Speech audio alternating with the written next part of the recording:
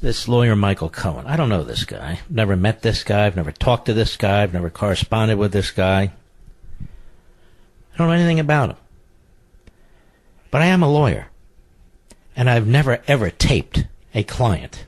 In fact, I've never taped anybody on the phone. But certainly would never tape a client. Raises very serious ethical issues in my view. Why would you tape a client? Unless you plan perhaps to use that information against them. Now, the presumption here is he taped President Trump, and he was discussing, that is, the lawyer Cohen and Trump, a payment to a Playboy, a Playboy starlet, who he may or may not had a tryst with. Why is this being leaked? Why is this being leaked? First of all, true or not, it's not a criminal matter. They say hush money. Hush money?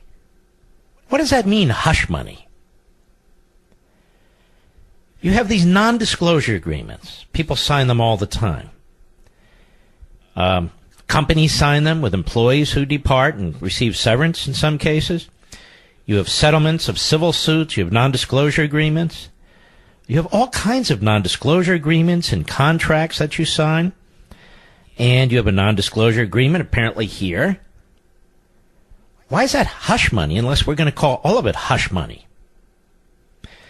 Now, the media are very, very interested in Donald Trump's sex life. They never had any interest in Bill Clinton's sex life. They never had any interest in John Kennedy's sex life or Lyndon Johnson's sex life. They had very little interest in what was going on in Capitol Hill, and we later learned that the level of sexual harassment, we were told, was extensive and pernicious. We don't hear about that anymore. As well as in our pseudo-newsrooms across the country, as well as in Hollywood. But it's Trump that they're obsessed with. I think the people who raise these questions, I think the question should be asked of them, if they've ever stepped out on their marriages. Why not? It's like Trump shouldn't meet with Putin because Putin is a killing thug. Well, then why are we a member state of the United Nations, which is filled with genocidal maniacs? Why do we belong to the United Nations? Did you hear any of this when Obama went to Cuba and met with Raul Castro, a long-time bloodthirsty murderer of a genocidal police state regime? No, you never heard a thing. How about the Palestinians? Look at Hamas now. I'll get into that later. And even Abbas. Terrorists. Bloodthirsty, killing terrorists. Abbas and Hamas. But we're supposed to enter peace agreements with them and have a two-state solution, which to me, for Israel, would be the final solution. So the left is always about capitulating to mass murders, always about urging Republicans to do the same. They were thrilled when Richard Nixon met with Mao, 1976. Only Nixon, they said, could get away with it. It's considered a big deal. Ping-pong diplomacy, as I recall. Mao only slaughtered, 40, 50 million of his own people?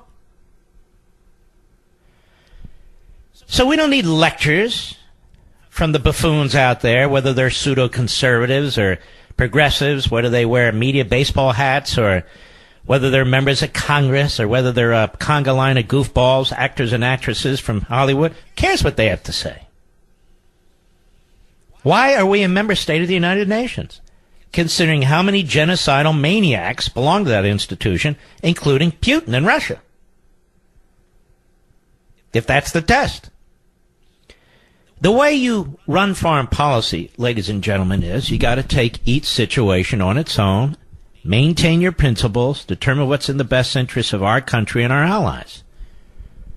That's pretty much how it's to be done. But that's not really what I wanted to talk about. This Michael Cohen taping his clients.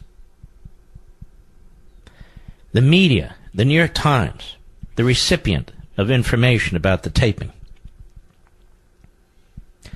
And people, I wonder what's on the tape. But very little about the ethics of a lawyer doing something like that. You know, ladies and gentlemen, when we go to a lawyer, you expect confidentiality. You expect attorney-client privilege. You expect the work product to be retained and protected as well. Otherwise, the entire justice system collapses. Now, the liberals understand this. They go into court all the time with mass murders, defend them, and talk about the due process system and how the system is not fair and not just and not equal. But then when it comes to Donald Trump, you think they're acting like it's Mussolini, who they want to drag through the streets. So this Michael Cohen apparently is contemptible, absolutely contemptible. Now, this information got out because he wanted it to get out, or somebody he spoke to got it out, Comey-like. And yes, it could embarrass the president, but there's nothing illegal about it. And also, I noticed Mr. Cohen had an interview with... Who did he have an interview with, Mr. Producer? Today. Al Sharpton. Who the hell wants an interview with Al Sharpton? See, he's trying to present himself and position himself as Mr. Cohen. Again, I'm not a special pleader. I don't know anything about the guy. As a bit of a loose cannon who has a lot of information. Because he's under criminal investigation for something. I'm not quite sure what it is. Medallions with taxi cabs or something like that. Which has nothing to do with the President of the United States whatsoever. I don't even know what the hell a medallion is for a taxi cab. Something else is going on here. Unrelated to Trump, unrelated to Russia. Something else is going on here. But nobody wants an attorney who tapes his or her clients. That's just plain sleazy. Now, by the way, this Michael Cohen has a lawyer by the name of Lanny Davis. You know who he is. He was the endless publicist / fixer / lawyer for the Clintons. Any Clinton. I didn't even know he actually practiced law, but apparently he does. So my question to Mr. Cohen is, would you have a problem if your lawyer was taping conversations that you were having with him? Would you have a problem with that? Is Lanny Davis free to secretly tape conversations with his client, Michael Cohen? Is that how you get representation in this country?